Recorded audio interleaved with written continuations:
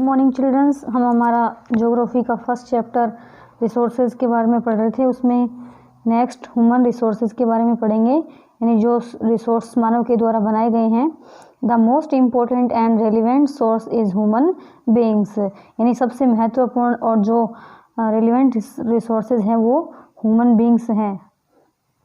It is the human beings who use their skill, knowledge, technology and labour to utilise a source, यानी मनुष्य ही है जो अपनी स्किल, नॉलेज, टेक्नोलॉजी और लेबर के द्वारा एक सोर्स का उपयोग कर सकता है। Therefore people are human resources, इसी कारण से मनुष्य खुद संसाधन है। The development and economic prosperity of any nation mainly depends on how they are utilising their available resources.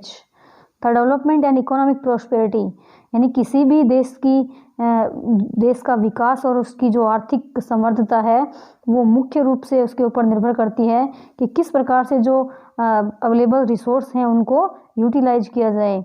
It is the education and skill development of human beings that is known as human resource development, यानी कि शिक्षा और skill development के माध्यम से ही मनुष्य जो है वो रिसोर्स का निर्माण करता है। इसी कारण से ह्यूमन रिसोर्स डेवलपमेंट के नाम से जाना जाता है। रिसोर्स कंजर्वेशन, यानी संसाधनों का संरक्षण किस प्रकार से कर सकते हैं। The resources should be used carefully and judiciously so that they are not exploited, यानी कि ये जो संसाधन हैं इनका उपयोग हमें बिल्कुल सावधानी से और न्यायोचित तरीके से करना चाहिए ताकि इनके भंडार हैं वो ख़त्म न हो। If we are exploiting these resources, then we should give them time for renewal, यानी कि अगर हम संसाधनों का विदोहन करेंगे then we should give them time for renewal, तो हमें उनको रिन्यूअल कराने में बहुत ज़्यादा समय लगेगा। एग्जाम्पल देखिए, petroleum is a natural resource which is a fossil fuel made from the dead matter of plants and animals which got buried inside the earth's surface for millions of years, यानी कि जो petroleum है वो एक प्राकृतिक संसाधन है जो फॉसिल फ्यूल्स से मिलकर के बनता है। जैसे फॉसिल फ्यूल्स जो डेड मैटर्स होते हैं प्लांट्स के, एनिमल्स के, ये पृथ्वी के अंदर यानी कई वर्षों तक पृथ्वी के गर्भ में रहते हैं, तो ये अंदर अंदर जल करके और फिर इनसे पेट्रोलियम बनता है।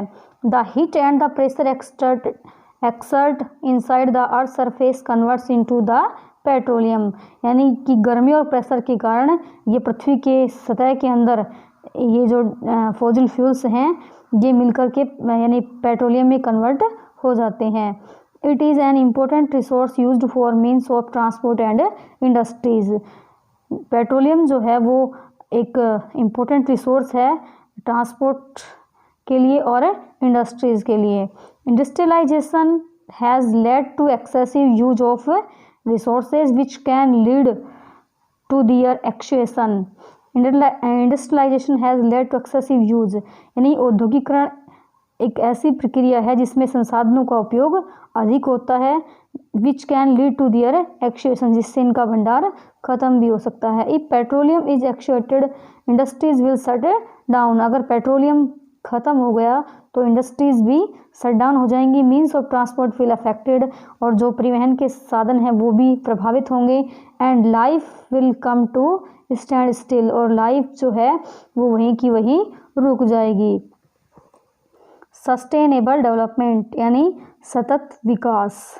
When we balance the use of the resources with their availability and conserve them for future generations, अगर this is called sustainable development, यानी कि जो भी रिसोर्स हैं पृथ्वी के अंदर, जो भी रिसोर्स उपलब्ध हैं उनका उपयोग हम आने वाली पीढ़ियों को ध्यान में रखकर करें एक संतुलित तरीके से, तो वो सतत विकास कहलाता है।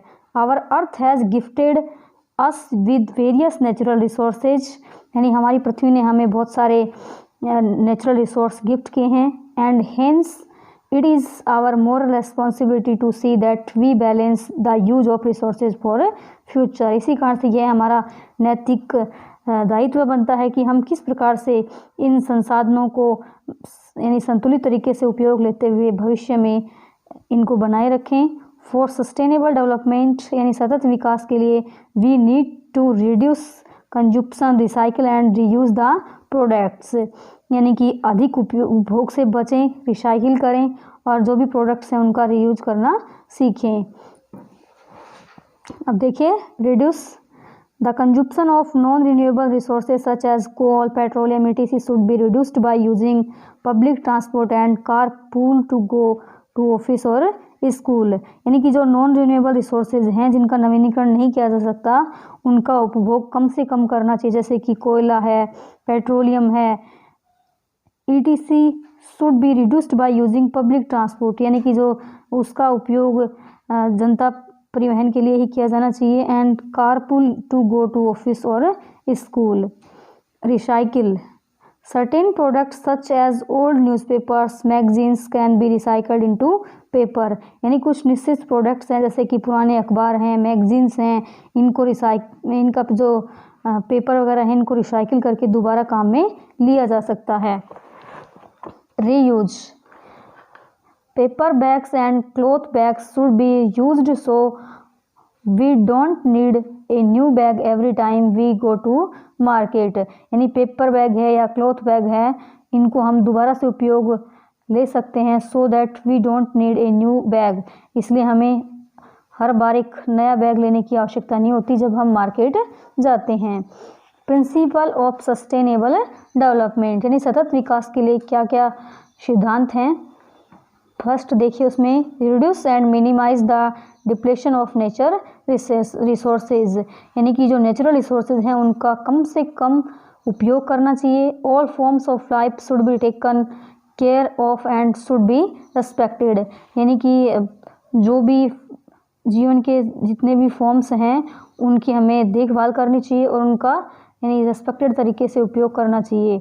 Our attitude should be change toward our environment and we should take care of air, soil, water etc, यानी जो भी हमारे एटीट्यूड्स हैं वो हमारे पर्यावरण को बदल सकते हैं, इस कारण से हमें जो एयर, सॉइल, वाटर है इनका ध्यान रखना चाहिए।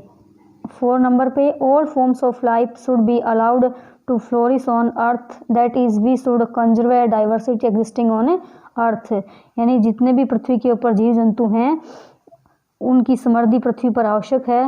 That is we should conserve diversity existing on earth, इस कारण से हमें पृथ्वी पर विविधता बनाए रखना आवश्यक है। The damage to natural environmental system should be minimised